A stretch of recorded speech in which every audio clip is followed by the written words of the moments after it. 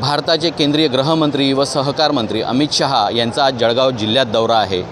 भारताचे पंतप्रधान असतील, भारताचे गृहमंत्री असतील, या दोघांनी देशभरातले दौरे हे 2024च्या इलेक्शनच्या पार्श्वभूमीवर सुरू केलेले असताना आज जळगाव जिल्ह्यात अमित शहा यांचा दौरा आहे आणि जळगाव शहरातील सागर पार्क मैदानावरती या ठिकाणी युवा संमेलन अमित शहा यांच्या उपस्थित घेण्यात आलेलं आहे।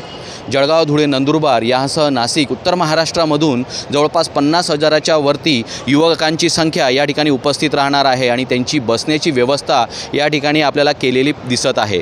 सर्वात महत्त्वाचं म्हटलं म्हणजे अमित शहा हे जळगाव जिल्ह्याच्या दौऱ्यावर असताना या ठिकाणी भाजपाचं शक्तीप्रदर्शन केलेलं आपल्याला दिसत आहे। ठिकठिकाणी बॅनर, महत्त्वाचं म्हटलं म्हणजे 2024चं जे निवडणूक आहे, लोकसभा असेल, विधानसभा असेल, या निवडणुकीच्या पार्श्वभूमीवर अमित शहा या ठिकाणी काय संवाद साधतात याकडे मात्र सगळ्यांचं लक्ष लागून आहे। पाहत आहोत या ठिकाणी की जवळपास 50,000च्या वर या युवा संमेलनाची व्यवस्था या सागर पार्क मैदानावरती केलेली दिसत आहे आणि थोड्याच वेळात भारताचे गृहमंत्री जे अमितजी शहा आहे हे आपल्या जळगाव जिल्ह्यात येतीलच आणि युवकांशी संवाद साधणार आहे। पाहत राहा स्पॉट न्यूज महाराष्ट्र, जळगाव।